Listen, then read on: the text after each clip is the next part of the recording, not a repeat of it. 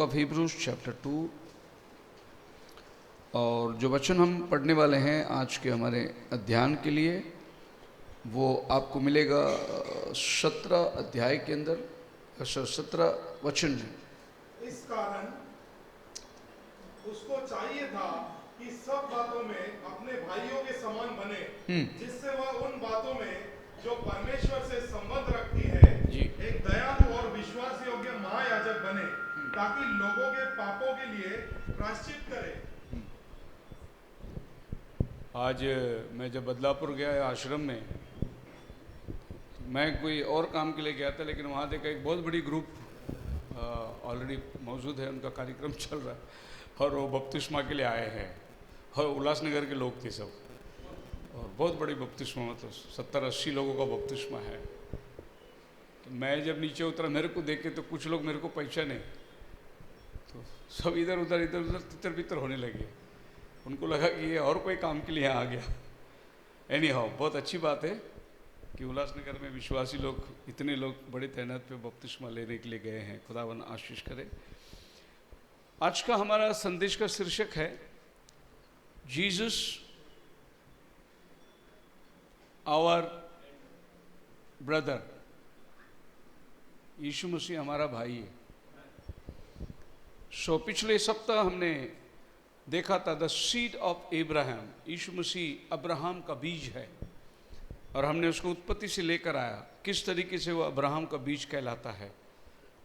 और अब्राहम के उनके खुद के अपने दो बीज थे, एक था इस्माइल और दूसरा था इसहाक। ये उसके अपने शारीरिक बीज थे। और मैंने आपको बताया था कि इब्राहिम से जो पैदा हुआ, एक है जो सारा के गर्भ से हुआ और दूसरा जो है वो हजीरा के गर्भ से हुआ। हजीरा के गर्भ से होने वाला वो था इस्माइल और सारा के गर्भ से होने वाला वो था इसहाक। तो ये दोनों जन को अब्राहम का बीज कैसे कहा गया? एक अब्राहम का बीज जो है वो कार्नल है, शारीरिक है, और दूसरा अब्राहम का बीज था वो वायदे का संतान था, प्रॉमिस्ड। प्रभु ने उसको वायदा किया था कि तुझे संतान होगा। इस संतान के बारे में प्रभु ने वायदा नहीं किया था। ये तो अब्राहम और सारा के प्लानिंग में पैदा हुआ हो। तो हजीरा ने क्या किया था? अब्राहम को सलाह दिया था। और यहाँ पर अगर आप पढ़ोगे वचन को तो आप पढ़ सकते हैं 16वां अध्याय, 17वां अध्याय में 16वां अध्याय होगा शायद, उत्पत्ति, और जहाँ पर हजीरा का जिक्र है। पढ़िए एक। हाँ, सारे के कोई संतान न थी। उसके हजीरा नाम की एक मिस्री दासी थी। सारा ने अब्राहम से कहा, देख, यहोवा ने तो मेरा कोख बंद कर रखी है, इसलिए मैं तुझसे विनती करती हूँ कि तू मेरी दासी के पास जा। संभव है कि मेरा घर उसके द्वारा बस जाए। सारा ने यह बात अब्राहम ने मान ली। इसलिए जब अब्राहम को कनान देश में रहते 10 वर्ष बीत चुके, तब उसकी स्त्री सारा ने अपने मिस्री दासी हजीरा को लेकर अपने पति अब्राहम को दिया कि वह उसकी पत्नी हो। यहाँ पर जो गौर करने वाली बात यह है वो है दूसरा वचन के अंदर, और वो ऐसा कहा है, आई शैल ऑब्टेन चिल्ड्रन बाय हर। मतलब सारा कहती है, पढ़िए 2। हाँ, देख, यहोवा ने तो मेरी कोख बंद कर रखी है। हाँ, इसलिए मैं तुझसे विनती करती हूँ। मैं तुझसे विनती करता हूँ। सारा ने अब्राहम से विनती करी कि तू मेरी दासी के पास जा। मेरे दासी के पास जा। बोलो, संभव है कि मेरा घर हमारा उसके द्वारा बस जाए। हमारा बाइबल में इसको दासी बोलते, बॉन्ड वुमेन, लेकिन इस्लाम इसको नहीं मानता। इस्लाम बोलता है हम लोग असली बच्चे हैं और ये दासी का बच्चा है। लेकिन उम्र किसकी थी? जो वायदे का संतान था। अब्राहम जब अपने घर से निकला तो सारा को लेके निकला, हजीरा को लेके नहीं निकला। हजीरा तब उसको मिली जब अकाल पड़ी और ये मिस्र देश में गए थे, तब उसको हजीरा मिली। मतलब ये बीच में आई हुई औरत है, ये आदि से अब्राहम का चुना हुआ औरत है। ये कहती है सारा के द्वारा हमको एक संतान प्राप्त होगा, तो सारा के द्वारा तो मुझे संतान दे। तो ऐसा संतान इसको मिल ही नहीं सकता, क्योंकि जब संतान पैदा हुआ तो इनके साथ में नफरत होने लगी, और इस्माइल जो है वो इसहाक को छेड़ने लगा। इसहाक छोटा बेटा था और ये बड़ा बेटा था। तब सारा ने देखा तो अब्राहम से कहा कि इसको अपने घर से निकाल दे, क्योंकि ये बहुत सता रहा है। आज भी सता रहा है कि नहीं सता रहा है? इनकी आदत ही है सताने वाली। ये चुपचाप नहीं बैठेंगे, ये मिसाइल डालते रहेंगे, बम डालते रहेंगे, परेशान करते रहेंगे, क्योंकि ये लोग आज से नहीं कर रहे हैं, मूल बाप के द्वारा इनका यही स्वभाव है। यहाँ पर गौर करने वाली बात ये है कि इंग्लिश में ऐसा लिखा है, हिंदी में वो वर्ड है कि पता नहीं, 2 को फिर से पढ़िए। आई शाल। सारा ने अब्राम से कहा, देख यहोवा ने तो मेरी कोख बंद कर रखी है, इसलिए मैं तुझसे विनती करती हूँ कि तू मेरी दासी के पास जा। संभव है कि मेरा घर उसके द्वारा बस जाए। सारा की यह बात अब्राम ने मान ली। सारा की यह बात अब्राहम ने मान ली। इधर ही सब गड़बड़ हुआ। परमेश्वर ने क्या किया था वो एक बाजू रह गया। एक नया संदेश आया, एक न्यू मैसेज आया, वो था सारा के पास से। उसको हम लोग ऐसा बोलेंगे कि अब्राहम ने पास्टर सारा का बात सुन लिया।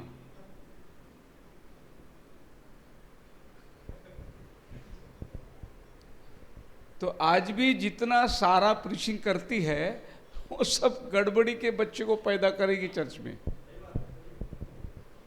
अब ये वचन इंग्लिश में अगर आप पढ़ोगे तो ऐसा लिखा है, एंड एब्राहम ही डिड। है किसी के पास इंग्लिश बाइबल? Here can. उसने सुन ली। अभी आप देखिए, जब अब्राहम ने सारा की बात सुनी तो ये वाली गड़बड़ी ये धरती में पैदा हुआ। अब ये जो वर्ड है, इसी वर्ड को एक और जगह पढ़ेंगे हम लोग, जेनेसिस की किताब में, और 3 अध्याय में आ जाइए, और वहाँ भी लिखा हुआ है 17 वचन के अंदर। और आदम से उसने कहा, तूने जो अपनी पत्नी की बात सुनी। तूने अपनी पत्नी की बात सुनी। अब इसी को इंग्लिश में पढ़िए। Thou hast hearkened unto the voice. Hearken. यही वर्ड प्रभु ने अब्राहम को भी बोला कि तूने अपनी पत्नी की बात सुनी, और यही वर्ड प्रभु ने आदम को भी बोला, तूने अपनी पत्नी की बात सुनी। उधर कैन पैदा हुआ और इधर इस्माइल पैदा हुआ।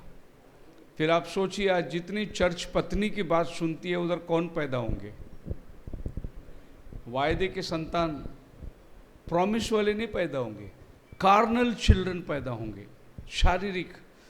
और ये बहुत ध्यान करने वाली बात है, ये कोई मामूली बात नहीं कि हम लोग यूँ पढ़ के चले जाएं, नहीं।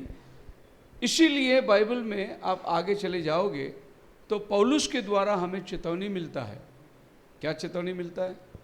कि स्त्री प्रचार क्यों नहीं प्रचार करें। अब पौलुस उस कारण भी बताता है।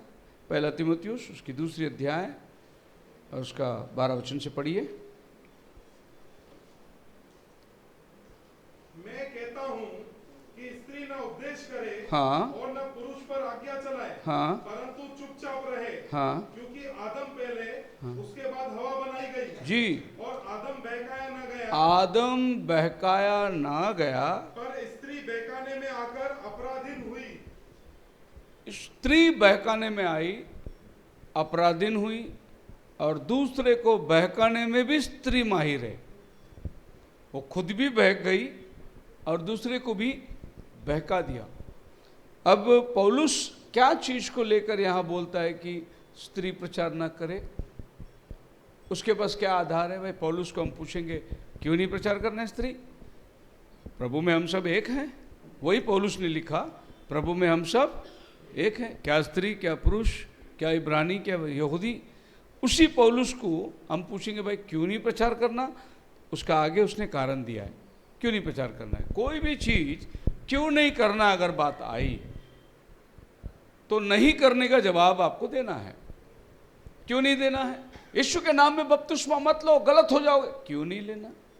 फिर क्या पतरस गलत था, पौलुस गलत था, ये सब लोग गलत थे? नहीं नहीं, वो गलत शिक्षण है। कैसे गलत शिक्षण है बताओ? अगर वो गलत शिक्षण है तो फिर पहली चर्च ने कैसे अपनाया उसको? और ये जो सिखा रहे हैं ये तो बाइबल में है ही नहीं, ये सही शिक्षण हो गया, और जो बाइबल में है वो गलत शिक्षण हो गया। तो आप अंदाज लगा सकते हैं कि कहाँ से हम लोग शिक्षण पाए। आगे आप पढ़िए, तीमुथियुस में पौल क्या कहता है, 14। और आदम बहकाया न गया, हाँ, पर स्त्री बहकाने में आकर अपराधिन हुई। स्त्री बहकाने में आकर अपराधिनी हुई। अब उसको आपको ऊपर का 12 वचन का जवाब आपको 14 में मिलता है। 12 वचन में क्या बोला पौलुस ने? मैं कहता हूं कि स्त्री ना उपदेश करे। क्यों नहीं? क्यों नहीं उपदेश करें? आज कितना पास्टर लोग हैं, कितने लेडीज पास्टर लोग हैं, कितने बड़े बड़े पास्टर लोग हैं। थोड़ा जॉयस मेयर का डाल के सुन लो, अभी यूट्यूब में जरा जॉयस मेयर को डाल के देखो क्या हुआ, उसकी हालत, उसकी परिवार की परिस्थिति क्या हुई देखो, उसकी मिनिस्ट्री क्या हुई देखो, आपको खुल जाएगा आपकी आंखें। क्योंकि ये प्रभु की प्लानिंग में नहीं चलते हैं, ये आगे चलकर बहुत बड़ा ठोकर का कारण बनेंगे। अब बहुत बड़ी रेड पड़ी जॉयस मेयर के घर पे, FBI ने रेड डाला, अरबों रुपया जब्त कर दिया गया, उसका मिनिस्ट्री के ऊपर स्टैंप लग गई, थब्बा लग गया, खत्म हो गई। जो लोग वचन के अनुसार नहीं चलेंगे उनका आगे परिणाम यही होगा। Praise the Lord. सो जो बातें यहाँ मैं बताना चाहता हूँ यह है कि खुदावन ने वायदे के संतान को लेकर आगे चला गया, बल्कि इस्माइल को प्रभु ने टुकरा दिया, और इसको प्रभु ने वंशावली में भी लिया नहीं। लेकिन तीसरा संतान के बारे में बाइबल बात करता है, और यह तीसरा संतान जो हुआ वो मरियम के द्वारा हुआ। अब आप मरियम को ले लोगे तो आपको पता चलेगा कि मरियम कहाँ से आती है। सो आप मत्ती पहले अध्याय में जाएंगे तो अब्राहम से शुरू होता है और वंश उत्पन्न हुआ। नीचे अभी नीचे 17 वचन पढ़िए। इस प्रकार अब्राहम से दाऊद तक 14 पीढ़ी हुई। अब्राहम से दाऊद तक 14 पीढ़ी, और दाऊद से बेबीलोन को बंदी होकर पहुंचाने जाने तक 14 पीढ़ी, बंदी होकर बेबीलोन को पहुंचाए जाने के समय से मसीह तक 14 पीढ़ी हुई। आ गया, अब्राहम का नाम आया पहला। अब्राहम से पीढ़ी पीढ़ी पीढ़ी गिन के 42वें पीढ़ी में प्रभु यीशु मसीह आ रहा है। लेकिन अब यीशु मसीह को बाइबल क्या कहता है? Royal seed. सो एक है कार्नल सीड, दूसरा है प्रॉमिस सीड, और यह है रॉयल सीड। सो इस दुनिया में कार्नल सीड भी है, मतलब कार्नल क्रिश्चियन लोग भी है, प्रॉमिस क्रिश्चियन लोग भी है, और प्रभु के दुल्हन भी है जो रॉयल सीड है। मैं कहूँगा अगर आपको इसमें से किसी ग्रुप में जाना है तो ये वाली ग्रुप में जाइए, ये फायदेमंद है। बाकी है तो अब्राहम के बच्चे, ये लोग शरीर से पैदा हुए, ये अब्राहम के आत्मिक संतान है। वंशावली को अब्राहम का लिया लेकिन पैदा आत्मा से हुआ। आप और हम वंशावली दुनिया से आए लेकिन दोबारा पैदा हम आत्मा से हुए, और जो आत्मा से पैदा हुए वे ही परमेश्वर के संतान कहलाते हैं। रोमियो की किताब उसका 8 अध्याय का 14 वचन पढ़ के देखिए, जो आत्मा के जन्माए हैं वे ही परमेश्वर के संतान हैं। शरीर से जन्मे हुओं को परमेश्वर का संतान का दर्जा नहीं मिला, ये शरीर से जन्मे हैं। इसलिए कि जितने लोग परमेश्वर के आत्मा के चलाए चलते हैं जी, वे ही परमेश्वर के पुत्र हैं। कौन है परमेश्वर के पुत्र? जो आत्मा के चलाए चलते हैं। ये है आत्मा से पैदा हुआ, जो पवित्र आत्मा से गर्भ धारण हुआ। प्रभु का नाम को धन्यवाद करते हैं। आगे हमने देखा कि पौल हमें बताता है कि अब्राहम के यीशु मसीह पर विश्वास करने से आप और हम भी अब्राहम के संतान बन जाते हैं। ये था हमारा गया हफ्ता का टीचिंग। उसके पहले हमने एक और विषय को देखा था, यीशु हमारा कप्तान है। तो यीशु हमारा कप्तान है उद्धार का। कप्तान का मतलब क्या है? कप्तान मैच फिक्स करता है, कप्तान टीम के अरेंजमेंट करता है, कप्तान टीम के हर ज़रूरतों को देखता है, कप्तान गेम को स्टार्ट करता है, कैप्टन के ऊपर सब निर्भर है। तो हमारा साल्वेशन का कैप्टन कौन है? प्रभु यीशु मसीह। उसने मैच फिक्स किया। किससे फिक्स किया आपको मालूम है? शैतान के साथ उसने मैच फिक्स किया और अपना उद्धार के लिए उसने शैतान का सर को कुचल दिया, उसको हराया, और आपको और हमको जो हारे हुए थे हमको जयवंत बना दिया उसने। सो यीशु मसीह के अंदर हम लोग जय पाते, जो आज हम लोग देखने वाले हैं। तो इस इब्रानी की किताब में मैंने आपको कह दिया कि यीशु को हम लोग अलग अलग दर्जे में देखेंगे। आज तक दुनिया यीशु को खाली इस दर्जे में देखा कि वो परमेश्वर का पुत्र है, इसी दर्जे में, खुदा का बेटा, खुदा का बेटा, यही हम लोगों ने पढ़ा सुना, आजू बाजू में यही सुनते हैं। लेकिन मैं आपको बताऊंगा कि यीशु मसीह के कितने सारे स्टेप से दर्जे हैं। तो दो तो आपके सामने रख दिया, आज तीसरा रखने वाला हूं, और वो है यीशु हमारा भाई है। कौन है? अब क्या बोलने का, इतना नज़दीक का रिश्ता बन गया। कप्तान बोला तो भी वो ऊंचे वाला दर्जा है नहीं, और उसके आगे अब्राहम का बीज बोला तो वो एक बहुत बड़ी वंशावली को दर्शा रहा है। अब यहाँ पर आके पौल बोलता है कि वो तो हमारा भाई है।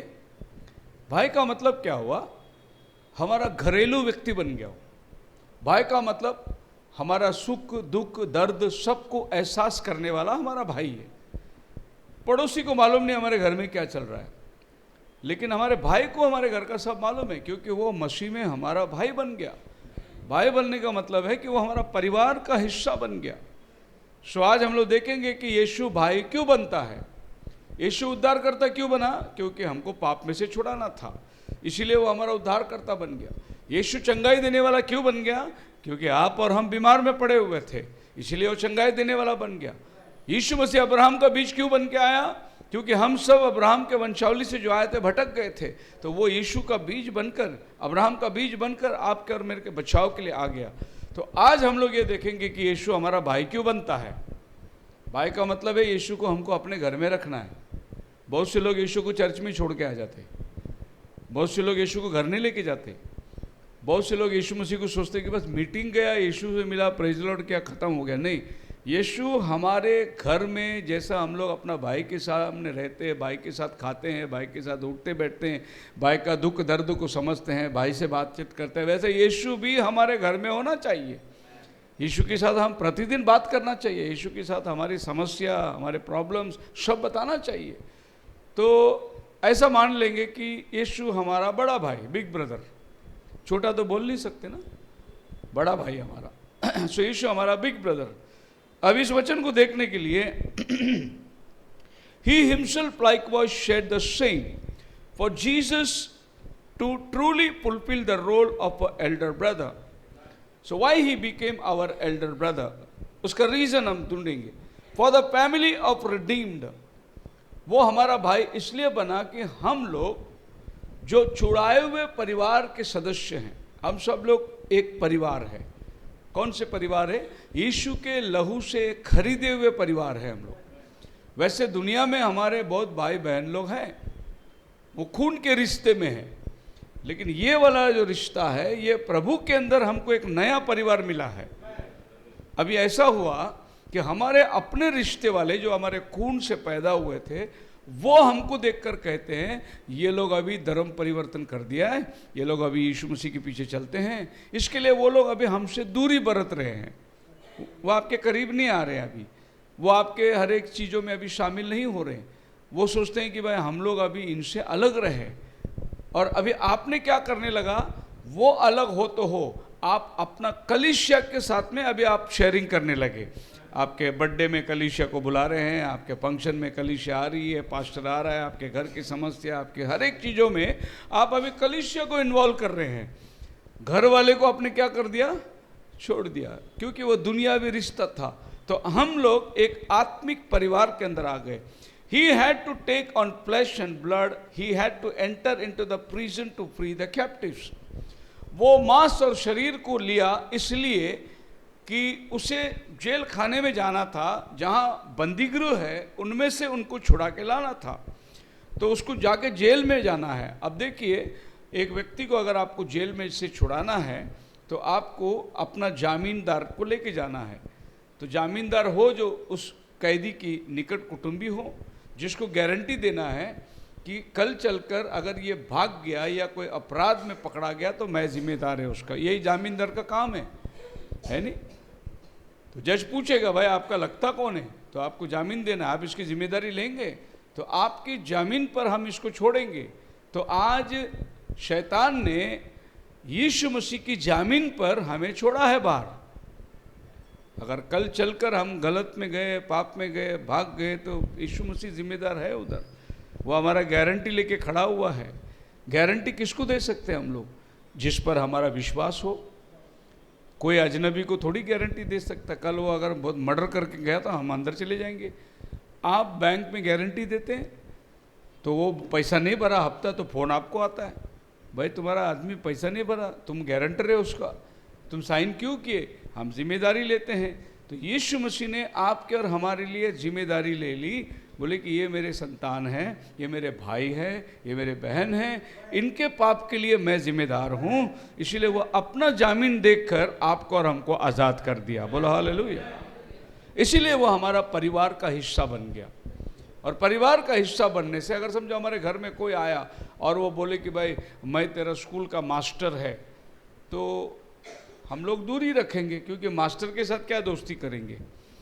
और कोई हमारे घर में वो बन के आया, कोई और चीज़, कोई ऊंचे दर्जे वाला, हम लोग उसके साथ उतना प्रिय होंगे नहीं। लेकिन जब हमारा भाई बन के आ गया तो हम तो भाई की जैसे उसके साथ रहेंगे, उसके साथ परिवार के अंदर बहुत एक हिस्से हो जाएंगे। आप मेरे साथ हैं?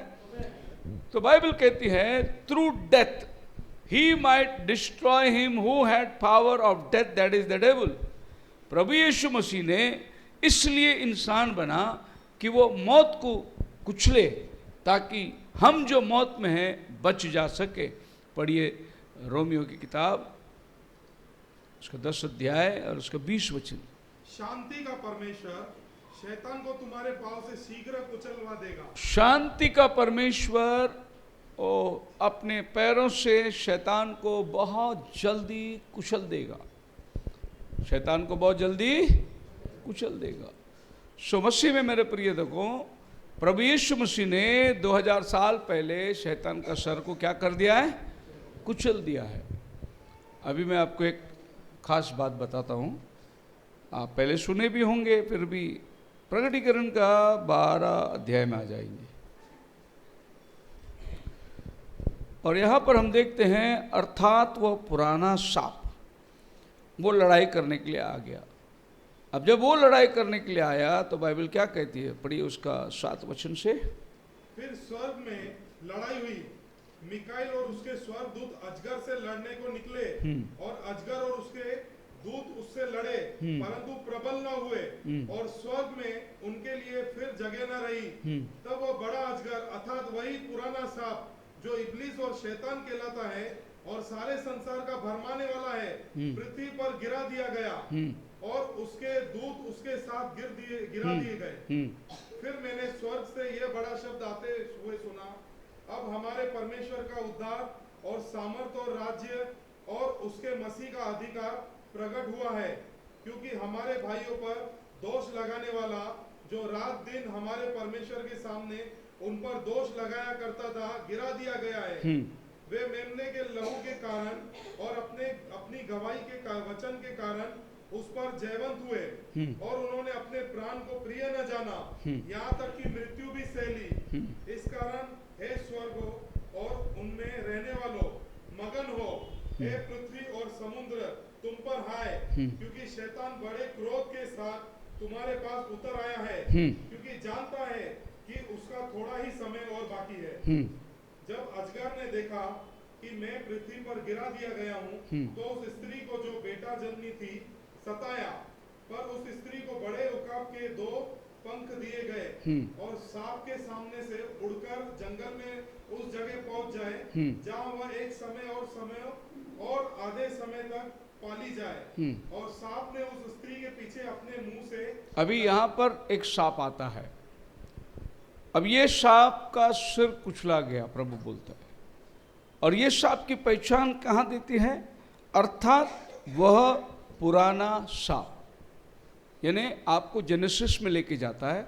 और ये पुराना सांप का मतलब ये है कि आपको ये मालूम होना चाहिए कि सांप कौन सा सांप है, और ये वहाँ से आपको ले आ रहा है दोबारा एक बार उस बच्चे को निगलने के लिए जा रहा है जो वो स्त्री जन्माने वाली है। अब यहाँ पर एक दृश्य मैं आपके सामने रखना चाहता हूँ कि ये जो स्त्री है, एक बार हम लोग इसको ऐसे ले लेंगे जैसे कि मरियम है, और मरियम के द्वारा जो पैदा हुआ प्रभु यीशु मसीह, और इस बालक को खाने के लिए एक बहुत बड़ा अजगर सांप तैयार है, और ये अजगर सांप को हम लोग बोलेंगे सेटन।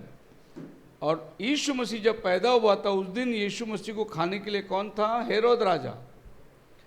तो हेरोद राजा ये बच्चा पैदा होते ही इसको निगलने के लिए बैठा है। जैसे यीशु मसीह जब जन्म हुआ तो हेरोद राजा ने 2 साल के नीचे सारे बच्चों का कत्ल किया। अब ये मरियम जो है वो यहूदी कलीसिया है, क्योंकि यीशु मसीह यहूदियों में से पैदा हुआ। ये जो बालक जो पैदा होने वाला है वो है प्रभु यीशु मसीह। और यीशु मसीह करके कैसे साबित होता है? कारण लिखा है कि उसको एक राजदंड दिया गया और वो ऊपर उठा लिया गया। पढ़िए उसको, जो बच्चा पैदा होने वाला है। जब अजगर ने देखा कि मैं पृथ्वी पर गिरा दिया गया हूँ, तो उस स्त्री को जो बेटा जननी थी सताया, पर उस स्त्री को बड़े उकाब के 2 पंख दिए गए कि सांप के सामने से उड़कर जंगल में उस जगह पहुंच जाए जहाँ वह एक समय और आधे समय तक पाली जाए। और सांप ने उस स्त्री के पीछे अपने मुंह से नदी के समान पानी बहाया। आगे आइए। और वो बच्चा 17 वचन में आइए। तब अजगर स्त्री पर क्रोधित हुआ और उसकी शेष संतान से जो परमेश्वर की आज्ञाओं को मानते और यीशु की गवाही देने पर स्थिर है लड़ने को गया। अभी वो अजगर जब धरती में गिराया गया तो वो किन से लड़ने को जा रहा है? जो यीशु की गवाही देता है उनसे लड़ने को जा रहा है। अब पहला किससे लड़ रहा है? वो यीशु मसीह से। यीशु मसीह ने उसका सर कुचल दिया, अभी वो धरती में फेंक दिया गया। और बाइबल कहता है उसको मालूम है उसका टाइम थोड़ा है, और वो अब लग गया यीशु की गवाही देने वालों के पीछे। तो ये जो संतान यीशु मसीह जिसको सर कुचलने वाला है, उसका सर को प्रभु ने वहाँ पर कुचल दिया। आप मेरे साथ हैं? अभी हम देखेंगे कि थोड़ी बहुत उसकी चीज़ जो ये शैतान यीशु मसीह के संतानों के पीछे लगा है, वो थोड़ी बहुत उसके पास में अभी रह गई है ताकत। उसको मालूम है उसका टाइम हो चुका है, लेकिन वो मैक्सिमम कोशिश कर रहा है कि आपको भरमाए और आपको इस मार्ग से दूर निकाल के चले जाए। आगे हम जाएंगे, यीशु मसीह हमारा भाई क्यों बन गया? The idea is that Jesus took away Satan's right. प्रभु यीशु मसीह ने शैतान का जो अधिकार है उसको निकाल दिया। To rule by allowing Satan unlawfully take Jesus' life on the cross and Satan's unlawful actions against Jesus. यीशु मसीह क्रूस पर मारा गया। आप सुनिए, ये बात समझने के लिए थोड़ा कठिन है, लेकिन मैं कोशिश करता हूं कि आपको ये बात सरल तरीके से समझाऊं। एक्चुअली शैतान को मारना था आपको, लेकिन उसने यीशु को मार दिया। अभी क्या हुआ कि लॉफुली व्यवस्था के अनुसार आप और हम मरना चाहिए, लेकिन उसने यीशु को मार दिया। तो व्यवस्था के अनुसार शैतान गलत साबित हो गया। क्योंकि अगर आप पूछो कि भाई आपने इसको क्यों मारा, गुनहगार तो ये है, तो शैतान के पास जवाब नहीं है। अभी आपको मैं समझाने की कोशिश कर रहा हूं। इसको बोलते हैं अनलॉफुली उसने मार दिया यीशु को। मारना था उसको आपको, लेकिन उसने यीशु को मार दिया। अब शैतान फंस गया। अभी आपको मैं बता रहा हूं कि आपके साथ ऐसा कभी हुआ रहेगा क्या? मारना था किसी और को, लग गया किसी और को। तो अनलॉफुली क्या हो गया? शैतान कल्प्रिट हो गया, वो गलती में आ गया। अगर वो आपको और हमको मारता था ना, तो वो गलती में नहीं था। क्यों नहीं था? हम तो पाप में ही है ना, हम तो चोरी किए। अगर हमको उठा के वो जेल में डालता था ना, तो शैतान बोलता था वो पाप किया, वो गुनहगार है, इसके लिए मैं उठा के जेल में डाला। लेकिन एक निर्दोष आदमी को जेल में डाल के फंस गया हूँ अभी। जैसे हमारे बहुत सारे मंत्री लोग 2-2 साल 3-3 साल जेल में रह के आए, लेकिन साबित ही नहीं हुआ। उनके लैपटॉप लिए, उनको कार्रवाई करी, लेकिन वो लोग निर्दोष बाहर निकल के आए। अब क्या हुआ, जो जेल में डाला ना वो फंस गया। अब तुम क्या सबूत लेके इनको जेल में डाले? अब शैतान फंस गया। कैसा लगता है सुनने को, शैतान फंस गया? हम लोग तो आज तक ये सोचते हैं तो हम फंसे, नहीं, शैतान फंस गया। अभी शैतान फंसने के वजह से अब वो जवाब नहीं दे सकता, क्योंकि देखो शैतान भी किसी अधिकार के नीचे बंधा हुआ है ना, वो उसको तो सिंहासन के सामने खड़े रह के जवाब देना ही है ना।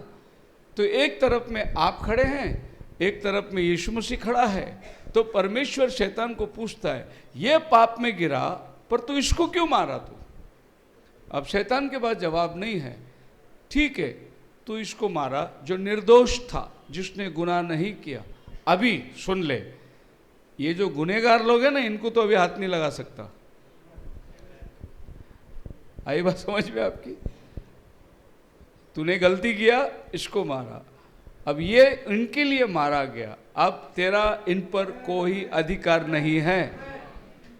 इसका मतलब ये है कि अभी शैतान को अगर आपके ऊपर हमला करना है तो उसको पहले यीशु को देखना पड़ेगा, उसको उधर से परमिशन लेना पड़ेगा, क्योंकि यीशु मसीह बोलता तूने उसका कर्जा मेरे पे दे दिया ना, अभी क्यों उसको हाथ लगा रहा है तू?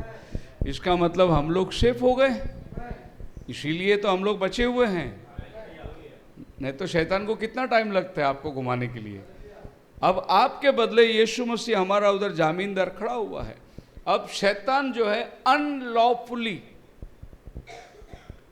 यीशु के ऊपर हाथ उठा दिया उसने, और यीशु ने क्योंकि वो आपका भाई बन के आया, वो बोला कोई बात नहीं, मैं इसके लिए मार खाने को तैयार है। वो सह लिया सब बात को। हमारा नबी एक उदाहरण बताता है, कोई किताब में मैंने पढ़ा था कि एक बड़ा भाई घर में था, छोटा भाई भाग के आता है और उसके हाथ में चाकू है और उसके कोट में जो है लहू है, कई उसके हाथ से मर्डर हो गई। भागते हुए घर में आता है, भाई को बोलता है मेरे पीछे पुलिस लगा हुआ है, मेरे को बचा ले। सो बड़ा भाई बोलता है अभी इसको घर में छुपाएगा तो कैसे छुपाएगा, पुलिस तो आ रही है। बोले पुलिस आ रही है, मेरे को बचा ले। तो बड़ा भाई ने बोला एक काम कर, कोट उतार जल्दी। वो कोट उतार कर बड़ा भाई पहन लिया और उसका चाकू बड़ा भाई हाथ में ले लिया। इतने में पुलिस आ गई, तो पुलिस आके बड़े भाई को पकड़ लिया, क्योंकि सबूत हाथ में और कोट में खून है, और बड़ा भाई का कपड़ा छोटा भाई पहन लिया। अब पुलिस ने देखा यही कल्प्रिट है, तो बड़ा भाई ने उसको बोला श्श। बड़ा भाई को हथकड़ी डाल के बाहर ले गए। बड़ा भाई को हथकड़ी डालकर ले गए। अब छोटा भाई बच गया और बड़ा भाई जेल में गया। उसी तरीके से क्या हुआ, अपराधी आप और हम थे। हमने इन हाथों से सिगरेट पिया, इस हाथों से दारू, जो भी शराब खराब काम इस हाथों से किया। खीले हमारे हाथ में लगना चाहिए, लेकिन यीशु ने अपना हाथ दे दिया, बोला मेरे हाथ पे मारो खीले। हमारे पैर हमें गंदे रास्ते पे ले गए, हमारे पैर हमको अपराधी पकड़ाया गया, खीले हमारे पैर में लगना चाहिए था, यीशु मसीह ने अपना पैर दे दिया। तो हमारा मन कपटी, हमारा विचार जो है पाप से भरा हो, यीशु मसीह ने अपना शरीर दे दिया, बोला मेरे को मारो। और छोटा भाई बड़ा भाई का कपड़ा पहन के बच गया, बड़ा भाई छोटा भाई का खूनी कपड़ा पहनकर अपराधी ठहर गया। उसी तरीके से प्रभु यीशु मसीह ने भी हमारे साथ किया है। सेम तरीके से प्रभु यीशु मसीह आपके और मेरे पास में आया। कैसे आया वो हमारे पास में? हमें बचाने के लिए हमारा अपराधी कपड़ा वो पहन लिया, हमारे बदले में वो क्रूस पर चढ़ गया, और आज आप और हम लोग सेफ हो गए, हम लोग बच गए। अब हमारे ऊपर से कोई इल्ज़ाम भी नहीं है। बाइबल कहता है कि मैंने तुम्हारे गुनाहों को मिटा दिया है और ऐसे समुंदर में डाल दिया कि दोबारा कभी याद नहीं किया जाएगा। तो यीशु मसीह को हमारा भाई बनने का एक मूल कारण ये है कि हमारे गुनाहों को वो अपने ऊपर लेने के लिए आपका भाई बन गया। कोई और आदमी आकर बोलेगा वो जो सज़ा भुगता है उसका सज़ा मैं भुगतने को तैयार है, तो कोई मानेगा नहीं और कोई देगा भी नहीं सज़ा। क्यों देगा? उसका उसका क्या रिश्तेदारी है, उसका क्या परिवार का संबंध है। जब रिश्तेदारी आप दिखाओगे तभी आपकी जामीन वहाँ पर लिया जाएगा। हाँ, ये इनका परिवार का हिस्सा है, इनके परिवार के लोग हैं, इसीलिए वो जामीन वहाँ ठहर सकता है। In this thinking the end result is the devil has no right over those who come to God through Jesus work on the cross.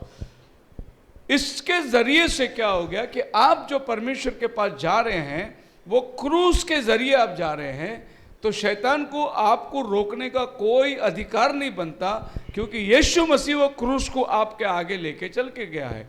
आप अब बेफिक्र चले जा रहे हैं।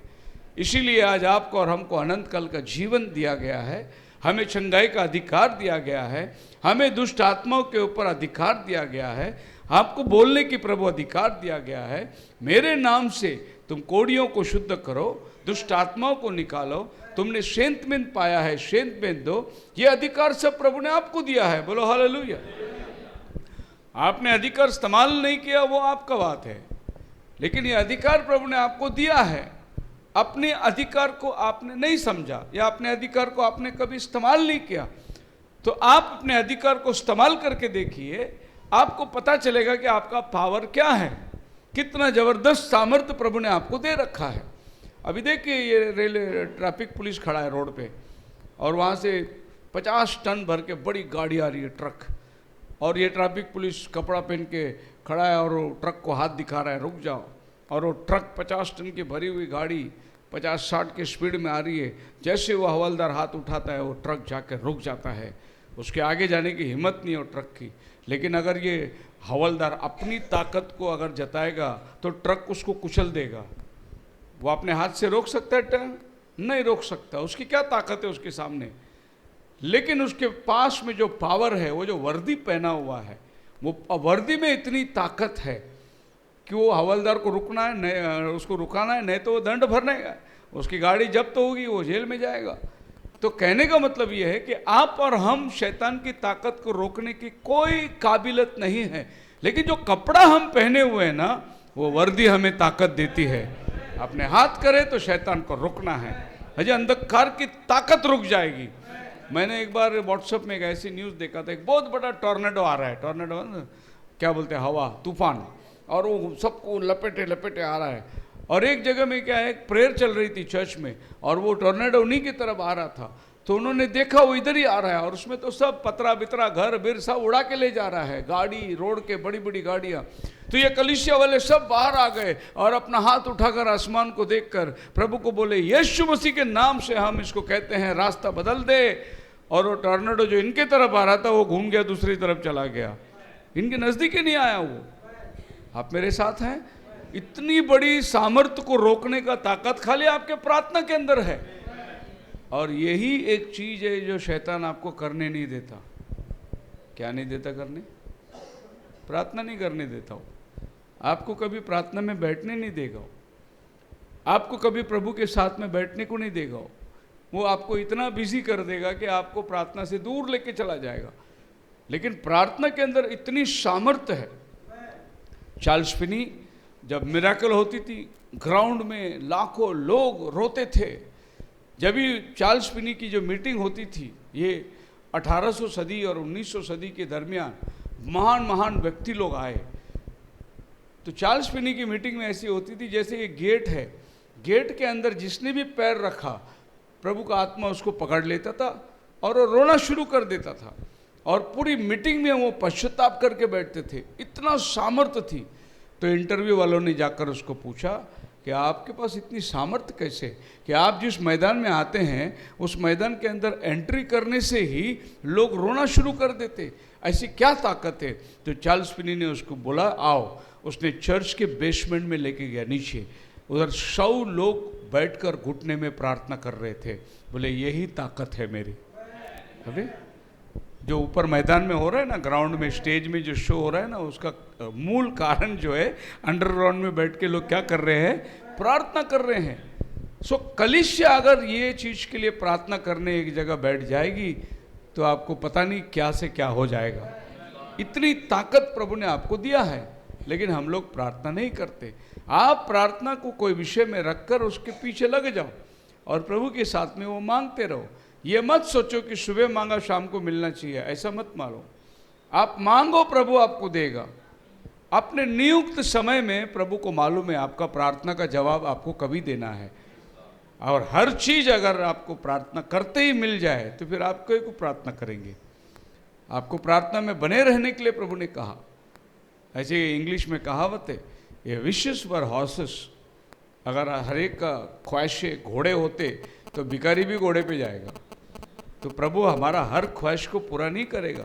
जो ख्वाहिशें उसके साथ में मिलती है उन्हीं का जवाब वो आपको देगा।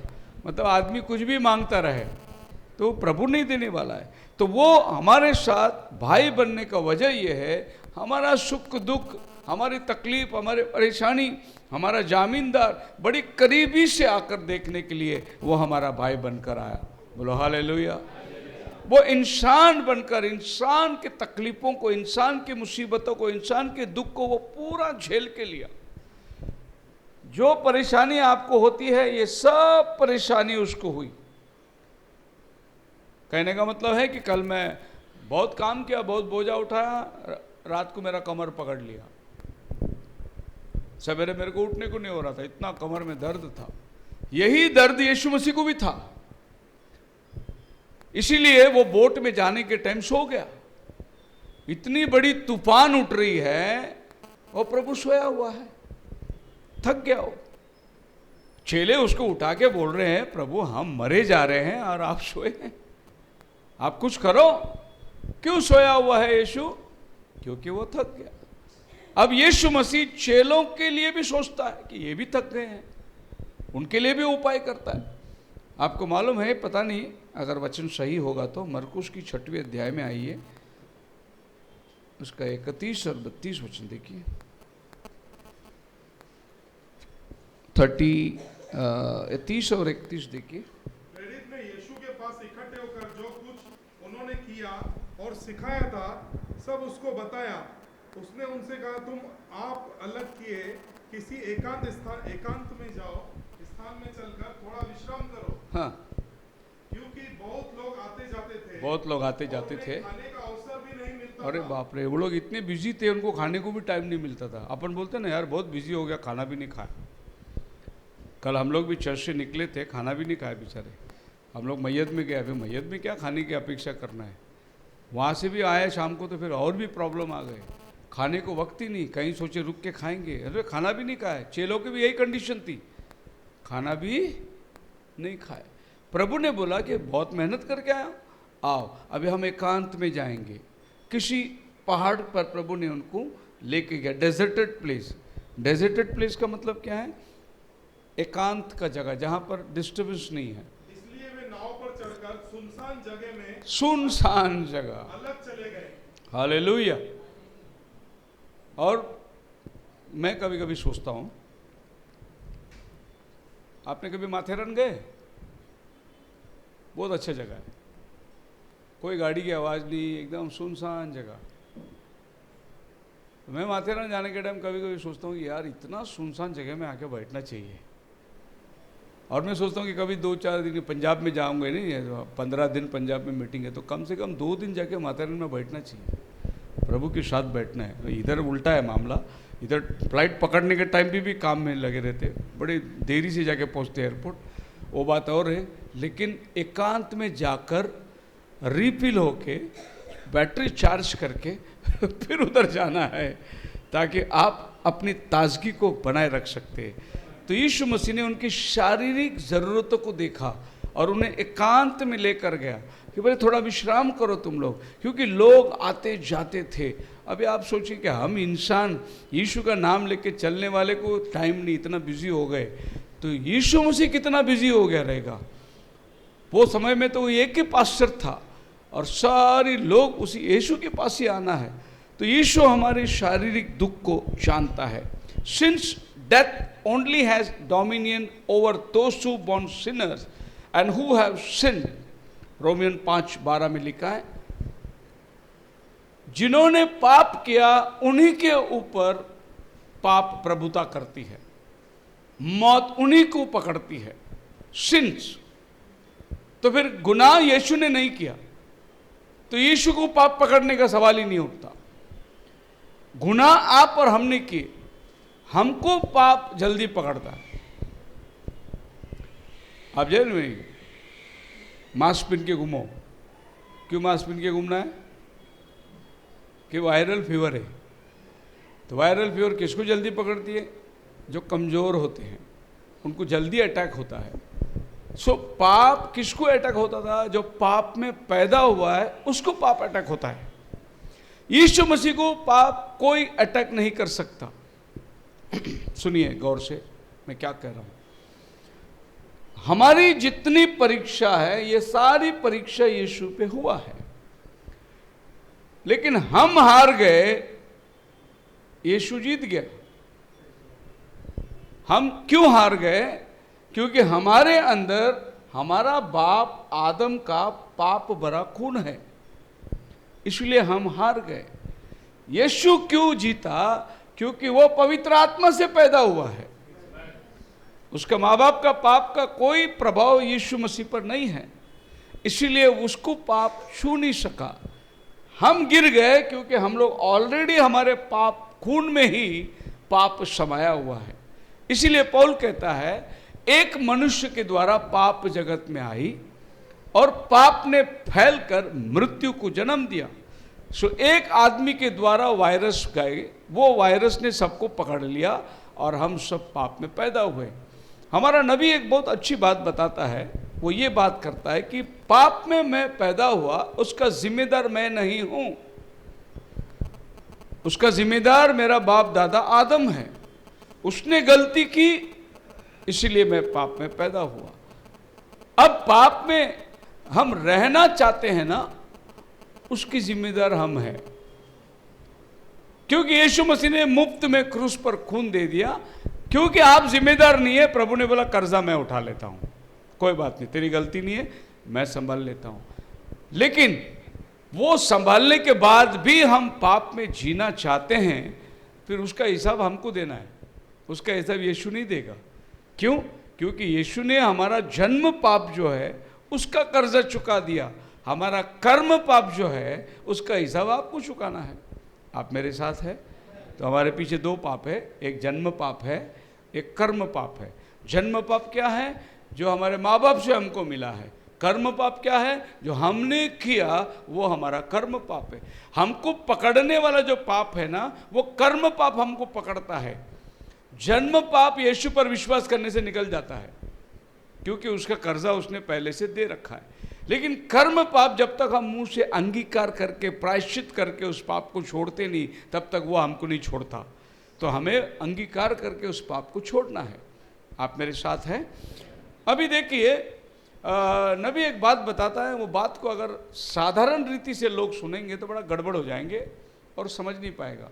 नबी कहता है कि दारू पीना और सिगरेट पीना, ड्रिंकिंग या व्यभिचार करना, ये सब पाप नहीं है, ऐसा नबी कहता है। लेकिन ये सब पाप के लक्षण हैं, सिम्टम्स। तो सिम्टम्स पाप के लक्षण हैं। फिर पाप क्या है? ये खाली आपको नबी के संदेश में मिलेगा। इसको दुनिया बोल नहीं सकती और दुनिया इसको समझा भी नहीं सकती। नबी इसको समझाता है। मूल पाप क्या है? मूल पाप है अविश्वास, यही मूल पाप है। अब ये आदमी क्यों सिगरेट पीता है, ये आदमी क्यों दारू पड़ता है? क्योंकि ये परमेश्वर के ऊपर विश्वास नहीं करता, इसीलिए कर रहा है। अगर वो परमेश्वर के ऊपर विश्वास करता तो ये काम नहीं करता। तो फिर सिगरेट पीना, दारू पीना, व्यभिचार करना, ये सब डिपेंड है, आपका फेथ के ऊपर डिपेंड है। क्योंकि आपके पास विश्वास नहीं है, इसीलिए आप ये सब कर रहे हैं। आपके पास विश्वास होता तो ये लक्षण आपके अंदर नहीं होते है? तो डॉक्टर के पास आप जाओगे तो डॉक्टर पूछता है क्या हुआ? दर्द हो रहा है पेट में। फिर डॉक्टर हाथ लगा के देखते, इधर हो रहा है दर्द, इधर हो रहा है दर्द। अगर इधर दर्द हो रहा है तो गैस की तकलीफ है, इधर दर्द हो रहा है तो किडनी का तकलीफ है। तो डॉक्टर दर्द पूछते किधर हो रहा है दर्द, क्योंकि दर्द का कारण अलग अलग ठिकाना है। आप बोलोगे इधर दर्द हो रहा है, आप बोलेंगे यहाँ पर नीचे के बाजू में दर्द हो रहा है, तो फिर आपको एक और बीमारी का तकलीफ है, अपेंडिक्स का तकलीफ है। अगर आपको यहाँ दर्द हो रहा है तो आपको किडनी का तकलीफ है, आपको यहाँ दर्द हो रहा है तो आपको लंग्स का तकलीफ है, आपको यहाँ दर्द हो रहा है तो आपका हार्ट का तकलीफ है। तो आप ये सोचिए कि हमारे निजी जीवन में हमको प्रॉब्लम किधर हो रहा है, और प्रॉब्लम होने का वजह क्या है? विश्वास। आप परमेश्वर पर विश्वास नहीं करते। और फिर द ओरिजिनल सिन, मूल पाप क्या है? अगर आप नबी से पूछे तो नबी बोलता है कि वचन का तोड़ना यही मूल पाप है, बाकी सब पाप के लक्षण हैं। तो ये जो लोग करते थे, प्रभु इनको क्षमा किया। जो चोर था क्रूस पर, उसको प्रभु ने बोला आज तू मेरे साथ स्वर्ग लोक में होगा, क्षमा किया उसको। एक व्यभिचारी स्त्री आई जिसको 5 पति कर चुकी थी, प्रभु ने बोला आज तेरे पाप क्षमा हुए। एक और औरत को पकड़ के पत्थरवार करने के लिए लेकर आया, प्रभु ने बोला तेरे पाप क्षमा हो गए। देखो जो व्यभिचारी थी, जो पियक्कड़ थे, जो चोर थे, जो खूनी थे, प्रभु ने सबको क्षमा किया। सिर्फ मात्र एक लोगों को प्रभु ने क्षमा नहीं किया, वो है मत्ती 23वें अध्याय में सदूसी और फरीसियों को प्रभु ने क्षमा नहीं किया, बल्कि कहा हाय तुम पर। ये लोग बाहर से पवित्र दिखते थे, जैसे प्रभु ने उनको नाम भी दिया, तुम चुना फेरी हुई कब्र के समान हो। ऊपर से सफेद दिखता है, अंदर सड़ी हुई हड्डी है। तुम खुद भी नहीं जाओगे, जाने वालों को भी जाने नहीं दोगे। हाय तुम पर अंधे अगुओ। तो प्रभु ने मत्ती 23 में जितनी बातें कही सब धर्म गुरु लोग को बोला उसने, जो पवित्र समझे जाते थे। लेकिन सब पापियों को प्रभु ने क्या बोला? तेरे पाप क्षमा हुए, तेरे पाप क्षमा हुए, आइंदा पाप मत कर। सबको प्रभु ने क्षमा किया, लेकिन जो धर्म के ठेकेदार लोग थे उनको प्रभु ने क्षमा नहीं किया, क्योंकि उन्होंने वचन जो देहधारी होकर आया था उसका विरोध किया। जो लोग पापी थे, दुनिया की सभी चीज़ों में दबे हुए थे, लेकिन जो सदूसी परूसी थे वो तो पवित्र थे। ये ना दारू पीते थे, ना सिगरेट पीते थे, ये हफ्ते में 2 बार उपवास रखते थे। ये लोग पवित्र जीवन बिताते थे। तो इनको लगता था कि ये लोग बहुत पापी हैं, हम लोग बहुत धार्मिक हैं। लेकिन जब वचन उनके पास आया तो ये लोग वचन को टुकरा दिए और ये लोगों ने वचन को अपना लिया। तो आप समझ सकते हैं कि आपने वचन को अपनाया तो आपके पाप क्षमा हो गए, और जिन्होंने वचन को टुकराया वो दोषी ठहरे। आप मेरे साथ हैं? बोलो hallelujah. Satan had no right to take the life of Jesus. यीशु मसीह का जीवन लेने का शैतान को कोई अधिकार नहीं था। Who had never sinned nor was born a sinner. And the devil then committed an unlawful murder according to his nature. John chapter 8 verse 42. यूहन्ना 8 अध्याय उसका 44 वचन में क्या लिखा है? तुम अपने पिता शैतान से हो, हाँ, और अपने पिता की लालसाओं को पूरा करना चाहते तुम अपने बाप शैतान से हो और अपने पिता की लालसाओं को पूरा करना चाहते हो। Praise the Lord. तुम्हारी जो पाप करने की जो लालसा है तुम्हारे अंदर, वो तुम्हारा नहीं है, वो तुम्हारा बाप का है। तुम अपने बाप शैतान से हो और उसकी इच्छा तुम पूरा करना चाहते हो। सो आपको पाप करवाने वाला जो है वो आपके अंदर बैठा हुआ है और वो आपसे पाप कराता है। अगर वास्तव में पूछा जाए आपको पाप करने, तो आप अनजान है पाप से, लेकिन आपको पाप करवाने वाला एक जो है वो तुम्हारा बाप है करके यीशु मसीह कहता है।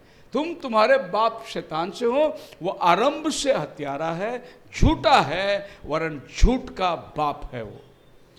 पौलुस रोता है, हाय मुझे इस मृत्यु की शरीर से कौन बचाएगा। मैं कैसा अभागा मनुष्य हूँ, जो मैं करना चाहता हूँ वो नहीं करता, वो मुझसे हो जाता है, और जो मैं नहीं करना चाहता वही मैं करता हूँ।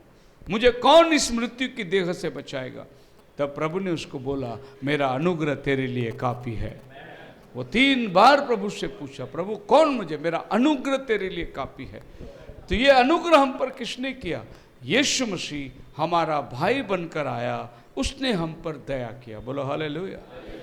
कितना भी हो भाई है ना, ऐसे बोलेंगे ना, कितना भी हो यार वो भाई है ना अपना, आपको भाई के साथ खड़ा ही रहना पड़ेगा। कितना भी बोलो यीशु मसीह हमारा भाई है, शैतान आपके ऊपर कितना भी आरोप लगाए, यीशु मसीह फिर भी उसको बोलेगा आखिर वो मेरा भाई है ना, मेरे को तो उसके लिए खड़ा ही रहना है, मेरे को तो उसके लिए जामीनदार देना ही है। इसीलिए यीशु मसीह आपका भाई कहलाता है। और अपना भाई कहलाने को वो शर्मा ही नहीं करके बाइबल कहता है, मतलब उसको संकोच नहीं हुआ कि ये बोले कि मैं इसको भाई बोलूं।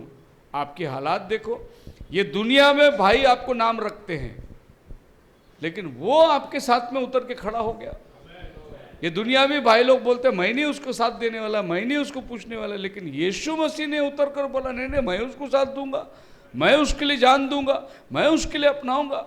इसीलिए प्रभु यीशु मसीह आपके और मेरे लिए भाई बनकर आया। So Jesus allowed the devil to bruise his heel so that he could bruise his head. So प्रभु यीशु मसीह ने अपने एड़ी दिया कि वो उसको ढसे। शैतान ढसने के लिए खड़ा था, तो प्रभु यीशु मसीह ने एड़ी दिया उसको ढसे, लेकिन उसी एड़ी से उसने उसका सर कुचला। आपकी बात समझ में आ रही है? वो इसकी एड़ी को ढसेगा और ये उसके सर को कुचलेगा। अच्छा आपको मालूम है एड़ी क्या होता है? इसको बोलते एड़ी। प्रभु ने उसको एड़ी दिया, ढस। लेकिन आप भी देखो कोई भी चीज कुचलने को कैसे कुचलते, जहां ताकत आपको ज्यादा बनती है कुचलने के लिए आपको उधर से कुचलना है। और अपने हाथ को मलना है, अपने पैर को मलना है तो वहीं से मलना है, वहीं पे ताकत लो लगा दे। यीशु मसीह ने अपनी एड़ी दिया ताकि वो एड़ी को ढसे, मौत को ले लिया, लेकिन उसका सर को कुचलने के लिए भी प्रभु ने अपनी एड़ी को इस्तेमाल किया। अभी आपको मैं बताना चाहता हूँ एक इस विषय में, आइज़ाया की किताब में आ जाएंगे 53वां अध्याय में, तो एक अच्छी बात लिखी हुई है, पढ़ सकते हैं। पहला जो समाचार हमें दिया गया उसका किसने विश्वास किया, और यहोवा का भुजबल किस पर प्रकट हुआ, क्योंकि वह उसके सामने अंकुर के समान और ऐसे जड़ के समान उगा जो निर्जल भूमि में फूट निकले। उसकी ना तो कुछ सुंदरता थी कि हम उसको देखते, और न उसका रूप ही हमें ऐसा दिखाई पड़ा कि हम उसको चाहते। वह तुच्छ जाना जाता और मनुष्य का त्यागा हुआ था। वह दुखी पुरुष था, रोग से उसकी जान पहचान थी, और लोग उससे मुख फेर लेते थे। बस यहां पर वो वचन है, परमेश्वर का भुजबल किस पर प्रकट हुआ। भुजबल क्या बोलते हैं, लिखा उसमें, ताकत, इसको बोलते हैं भुजबल। परमेश्वर का भुजबल किस पर प्रकट हुआ।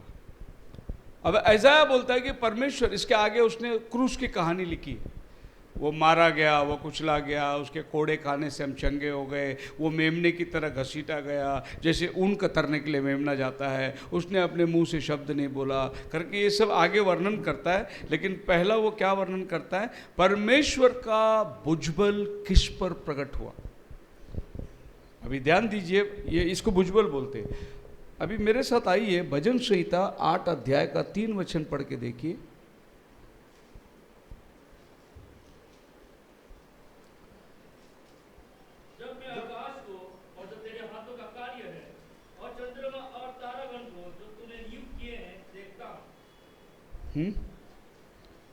पढ़िए उसको इंग्लिश में। When I consider the heavens, the works of thy fingers, the moons and the stars, the works of thy finger. Finger, अभी मैं वो भुजबल और फिंगर का डिफरेंस बताता हूँ। दाऊद राजा बोलते हैं ये तारांगन, ये सूरज और ये चांद और ये सितारे जो अनगिनत है, इसको बनाने के लिए तूने अपने उंगलियों को इस्तेमाल किया। Praise the Lord. आज बात समझ में, अपने उंगली बोलते ये तेरे उंगलियों की कारागिरी है। प्रभु ने ये उंगलियों से सूरज को बना के रख दिया, उंगलियों से तारा को बना के रख दिया। लेकिन जब उसने आपको बनाया तो उसने अपने पंजे को इस्तेमाल किया। आपने पंजे से मिट्टी घोल के उसको आँखी निकाल के उसको रूप दिया, अपने पंजे को इस्तेमाल किया। आप समझ में आ रही है? लेकिन जब आप पाप में गिरे तो आपको बचाने के लिए उसने अपना भुजबल को इस्तेमाल किया। सबसे ज़्यादा ताकत उसको लगा आपको पाप से छुड़ाने के लिए। सूरज बनाने के लिए उसको कुछ भी ताकत नहीं लगा, वो अपनी उंगलियों से फूंक दिया, वो सूरज बन गया। लेकिन आपको बचाने के लिए उसको अपनी भुजबल की ताकत लगी। तो आप समझते हैं कि भुजबल मतलब सबसे ज़्यादा ताकत जहाँ लगा वो आपको पाप से बचाने के लिए। और उसके लिए द क्रूवल्टी ऑफ सिन, नबी ने एक संदेश प्रचार किया, पाप की क्रूरता, द क्रूवल्टी ऑफ सिन। इस मैसेज के अंदर नबी बोलता है कि पाप का जो ये थी सजा जो था वो इतना भयानक था कि हम उसको देख नहीं सकते। आपको अगर देखना है तो पैशन पिक्चर लगा लो, आज रात को देखो पैशन पिक्चर, बहुत अच्छा बनाया। इसके पहले जितनी पिक्चर बनाए थे उसमें से सबसे बेहतरीन जो बनाया द पैशन ऑफ क्राइस्ट, बहुत ज़बरदस्त बनाया। और उसको जब वो खंबे के साथ में बांध के रख के मारते हैं ना, वो दृश्य को देखो आपको देखने को नहीं होगा। ये तो आप ड्रामा देख रहे हैं, लेकिन जब रियली आप उसको देखोगे, उसको एहसास करोगे तो क्या हुआ था प्रभु के ऊपर। उसकी जो सलिए जो मारते थे, उस ऐसे मांस को उखाड़ के निकालता था, उसमें खीले लगे हुए थे। इसको बोलते द क्रूवल्टी ऑफ सिन, पाप का जो इतना भयानक सजा थी। और 39 कोड़े के फटके प्रभु ने खाया, फिर भी अपने मुंह से शब्द नहीं बोला, बेहाल कर दिया गया था। उस दृश्य को आप देखिए, इसी को बोलते हैं द क्रूवल्टी ऑफ सिन, मतलब परमेश्वर को अपना भुजबल देने पड़ा उसके लिए। साधु सुंदर सिंह अपनी किताब में लिखता है कि जब यीशु मसीह उस गेत्सेमने बाग में बैठ के रो रहा था, उसका रोना इतना गहरा था कि उसके पसीने खून की बूंद बन के गिर रहे थे। पसीने नहीं गिर रहे थे, खून की बूंद पसीने के जगह में आ गए थे। तो डॉक्टरों का कहना है कि अपने बदन में जब ये आदमी बहुत व्याकुल हो जाता है तो खून और पानी का रिश्ता टूट जाता है, खून और पानी अलग हो जाती है। तो जब यीशु मसीह क्रूस पे था, उसकी छाती में बाला फेंक के मारा गया। आपका बाइबल स्पष्टता से कहता है खून और पानी निकला। वैसे आप हाथ कट गया, आप मर गए, आप किधर भी रास्ते पे गिर गए, सर फट गया, खून निकलता है, पानी नहीं निकलता, क्योंकि पानी खून के अंदर मिला हुआ रहता है। तो साइंस के मुताबिक एक आदमी 40 दिन तक भूखा रह सकता है, उसके बाद उसकी खुद की चर्बी जो है ना वो पानी बनना शुरू करता है, क्योंकि आपके खून के साथ दौड़ने के लिए पानी की जरूरत है। और यीशु मसीह 40 दिन बिना पानी बिना खाना निराहार रहा। फिर बाद में आपका खुद की चर्बी जो है वो पानी बनकर खून के साथ दौड़ती है, और जब पूरी चर्बी खत्म हो जाती है तो खून सूख जाता है, उसके बाद आदमी जिंदा रह नहीं सकता।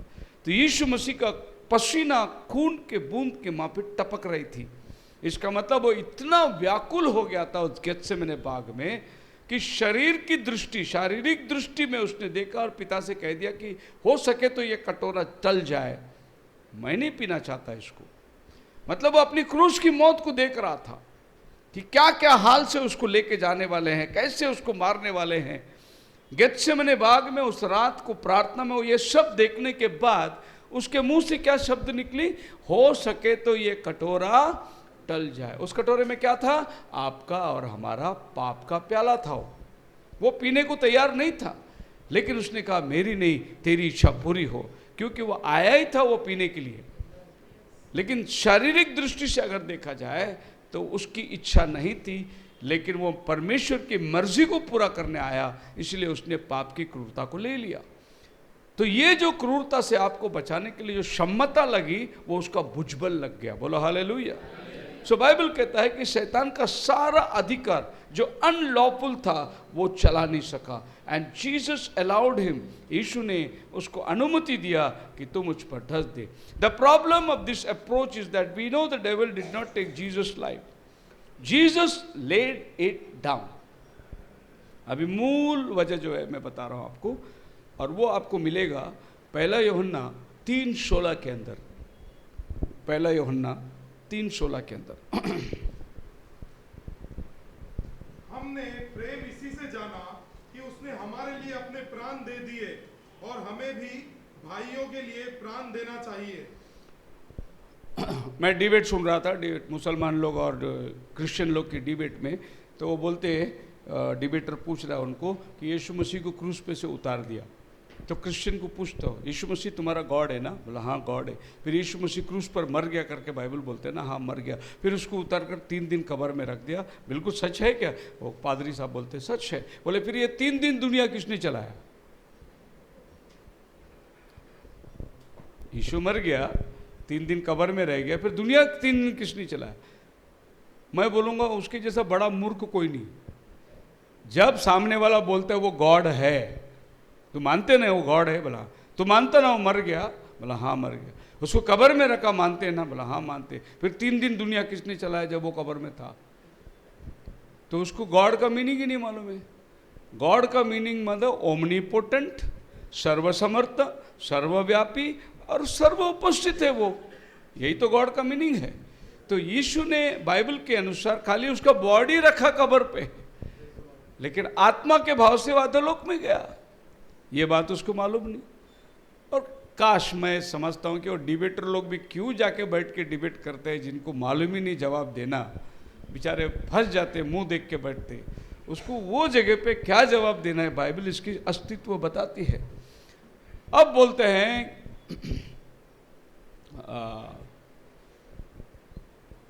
John chapter 11 verse 35।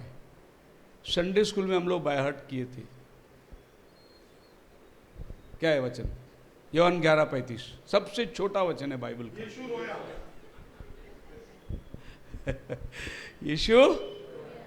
यीशु मुसलमान पूछते तुम्हारा ये गॉड रोता है क्या? पूछते क्या गॉड कभी रोता है क्या? तुम बाइबल बोलते यीशु रोया, तो यीशु को तुम गॉड मानते हो ना? वो रोता है क्या? गॉड रोता है क्या? अभी इसको जवाब क्या देना है कि गॉड रोता नहीं है, लेकिन गॉड अभी जिस देह में है वो देह रो रहा है, वो बॉडी में अभी हो। यीशु को भूख लगी और उसने बोला तुम्हारे पास कुछ खाने को है? तो गॉड को भूख लगता है क्या? गॉड को भूख नहीं लगता है, लेकिन जिस शरीर में वो आया है ना, वो शरीर को भूख लगता है। अभी यीशु को भूख लगी, इसीलिए उसने बोला तुम्हारे पास खाने को कुछ है। तो फिर गॉड को भूख नहीं लगता, वो तो इंसान है। अगर ये सवाल सामने वाला उठाता है तो बोलना ठीक है।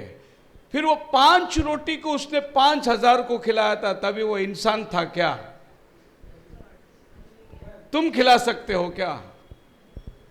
5 रोटी कितने लोग खाए? कौन कर सकता है? यीशु रोया। गॉड रोता है क्या? नहीं रोता है। चलो मान लो तुम्हारे हिसाब से यीशु गॉड नहीं है क्योंकि वो रोया, लेकिन यही यीशु जब कब्र पे जाकर खड़ा रह के 4 दिन का मुर्दे को बोला लाजर बाहर निकल, तभी वो इंसान था क्या? तुम आवाज दे सकते हैं क्या 4 दिन के मुर्दे को बाहर निकलने? तो वो मुर्दा कैसा उठ के आया? किसने आवाज दिया? जिसने जीवन लिया उसी ने जीवन दिया और उसको आवाज दिया, वो उठ के आ गया। पर लोगों को तात्पुरता टाइम पर क्या बोलना है वो आता नहीं है, और खामो खाम जो है डिबेट में बढ़ जाते हैं। तो यीशु मसीह, सुनिए, गौर से सुनिए बाइबल क्या कहती है।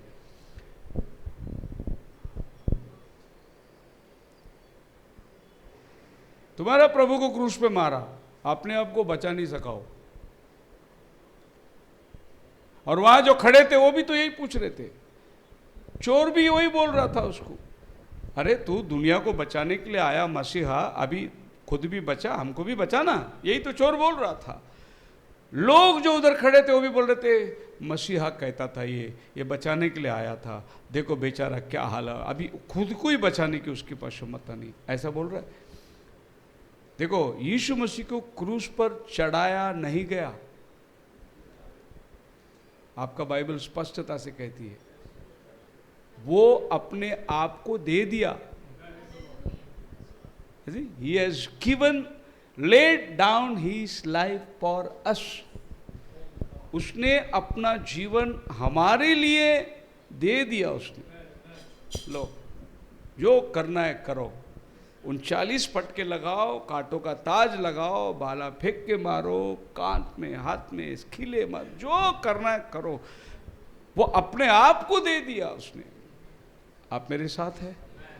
उसका भाई बनने का मूल वजह यही है, यीशु हमारा भाई बन गया, अपने आप को उसने हमारे लिए दे दिया। वरना उसको भाई बनने की जरूरत नहीं थी, वो मसीहा तो था ही, लेकिन वो भाई बनने का वजह था हमारे लिए अपने आप को देना।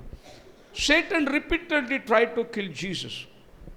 कितनी बार शैतान यीशु को मारने की कोशिश किया, वो नहीं मार सका उसको।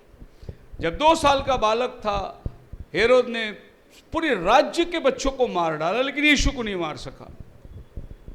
यूहन्ना 8 अध्याय में यीशु को पकड़े और पहाड़ पर ले गए, धक्के मार करके उसको ऊपर से फेंक दे नीचे, लेकिन यीशु उनके बीच में से गायब हो गया। कितनी ही बार उसको मारने की कोशिश करे, मार नहीं सका।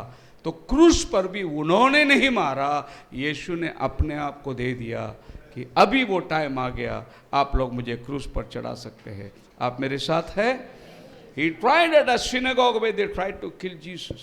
पत्थरवार उठा दिए मारने के लिए, घसीट के लेके गए मारने के लिए, कहीं पर भी उसको मारने के लिए हुआ ही नहीं, इसलिए कि वो उसका टाइम नहीं था। लेकिन जब टाइम आया तो अपने आप को उसने दे दिया, इसीलिए वो हमारा भाई बनकर आया।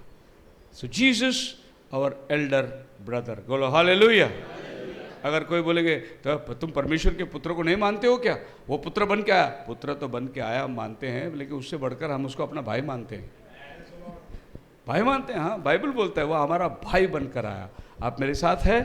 खुदावन आप सबको आशीष दे। प्रार्थना के अंदर सुन।